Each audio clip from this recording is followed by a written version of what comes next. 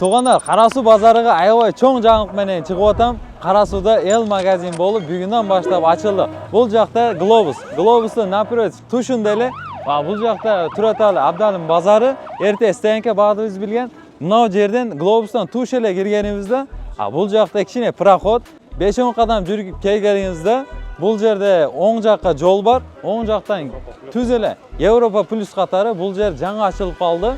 Эми сиздер үчүн буюрса кызматтабыз. Эл магазин ар дайым сиздин жана элдин кызматында. Бул жактан кичине басып келгенибизде, бул жер жаңы ачылып калган урматынан биз аябай сонун жаңылык менен чыгып атабыз да. Өтө арзан. Кыргызстанда bunday багда эч ким кылып бербейт. Ошондой кичине сүйлөшүп досуңуз менен келе турган болсоңуз, бул жерде экти контейнерди атайын сиздер үчүн ачып койгонбуз буюрса, өтө арзан. Кыргызстан мынау Карасу базарында андай багда эч ким кылып бербейт да. Өтө арзан. Биз эми эл үчүн кызмат кылайлы деп жаткан балдарыбыз. Ошондуктан сразу эле ушул видеого бир лайк басып, досуңузга жөнөтүп койгула. Мынакей, биз ушул жерде бүгүндөн баштап иштешти баштадык. Өтө арзан да. Премиум качестводагы кийим-кечектер Карасу базарында бүгүндөн баштап. Эми сиздер ушул видеого бир лайк басып коюң да, сразу досуңузга жөнөтүп койгула. Өтө мынау тандаган курткаңыз, кармаган курткаңыз 1000 сом кылып беребиз буюрса. Өтө арзан да. Эч ким айттым го, Кыргызстанда Карасуда эч ким кылып бербейт мындай ценада. Мынакей, тройкаларды канча кылып берели ака? Сразу эле айтың.